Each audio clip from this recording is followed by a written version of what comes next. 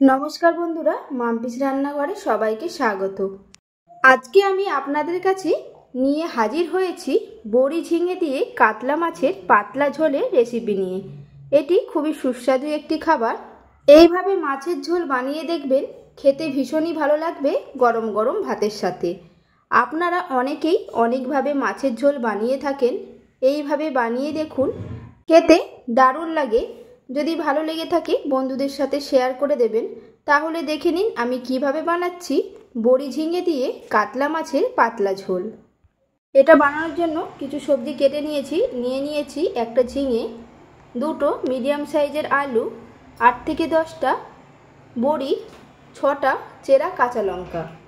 আমি এখানে 3 পিস কাতলা মাছ নিয়ে নিয়েছি। মাছটাকে ধুয়ে পরিষ্কার করে নিয়েছি। দিয়ে দিলাম 1 চামচ হলুদ গুঁড়ো, 1 চামচ নুন। মাছগুলোকে খুব ভালোভাবে মাখিয়ে নেব।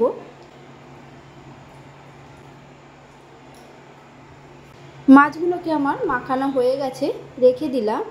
এদিকে আমি একটা বাটি নিয়েছি, দিয়ে দিলাম 2 চামচ জিরের গুঁড়ো। অল্প জল দিয়ে চামচ দিয়ে জিরেটাকে খুব ভালোভাবে মিশিয়ে আমি রেখে দিলাম। কড়াই খুব ভালো মতন গরম করে নিয়ে দিয়ে দিলাম সরষের তেল। তেলটাকে গরম করে নিয়ে একে একে মাছগুলোকে গরম তেলের মধ্যে দিয়ে দিলাম।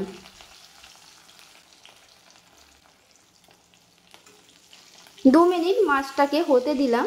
2 মিনিট পর মাছটাকে উল্টে নিলাম। মাছের 1 পিঠ ভাজা হয়ে গেছে। আবারও 2 মিনিট অপেক্ষা করে মাছগুলোকে উল্টে পাল্টে লাল লাল করে ভেজে নিয়েছি। দেখুন মাছগুলো আমার ভাজা হয়ে গেছে। এরপর মাছগুলোকে একটা প্লেটের মধ্যে তুলে রেখে দিলাম। ওই একই তেলের মধ্যেই দিয়ে দিলাম ডালের বড়ি। বড়িগুলোকে আমি ভেজে নেব 2 মিনিটের মতো। দেখুন ভাজতে ভাজতে বড়িগুলো লাল লাল হয়ে গেছে। এরপর বড়িগুলোকেও তুলে রেখে দিলাম।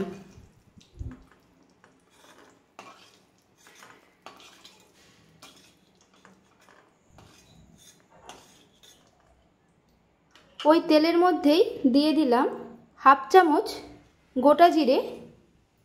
ফোড়নটাকে 15 থেকে 20 সেকেন্ড নাড়াচাড়া করে নিলাম। ফোড়নটা আমার নাড়া হয়ে গেছে। এরপর এর মধ্যে দিয়ে দিচ্ছি কেটে রাখা আলু। আলুগুলোকে আমি ভেজে নেব 3 থেকে 4 মিনিট।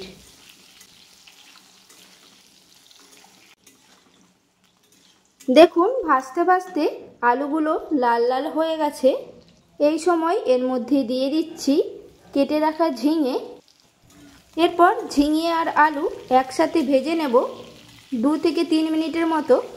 দেখুন ভাজতে ভাজতে ঝিঙেটাও হালকা নরম হয়ে গেছে।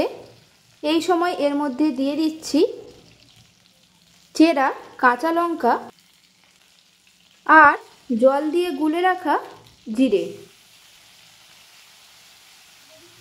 দিয়ে দিলাম কিছু গুঁড়ো মশলা, 1 চামচ হলুদ গুঁড়ো, 1 চামচ লঙ্কার গুঁড়ো। ঝালটা যে যেরকম পছন্দ করেন সেরকম দেবেন। দিয়ে দিলাম পরিমাণ মতো নুন। আমি এখানে 1 চামচ নুন ব্যবহার করেছি। মশলাটাকে কষিয়ে নেব 4 থেকে 5 মিনিট মিডিয়াম আঁচে। দেখুন কষাতে কষাতে মশলা থেকে তেল ছাড়তে শুরু করেছে। এই সময় দিয়ে দিলাম জল। জলটা আপনারা আপনাদের প্রয়োজন মতো দেবেন। খুব ভালোভাবে মিশিয়ে নিলাম। এরপর ঢাকনাটাকে আটকে দিয়ে হতে দিলাম প্রায় 8 থেকে 10 মিনিটের জন্য। অবশ্যই গ্যাসের ফ্লেমটাকে মিডিয়ামে রাখবেন। 10 মিনিট পর ঢাকনাটাকে খুলে নিলাম। দেখুন আলুগুলো সেদ্ধ হয়ে গেছে। দিয়ে দিলাম ভেজে রাখা বড়ি আর মাছ। আবারও মিশিয়ে নিলাম। এই সময় আপনারা নুনটাকে চেক করে নেবেন।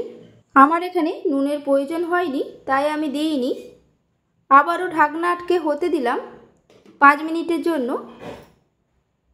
5 মিনিট পর ঢাকনা খুলে নিলাম।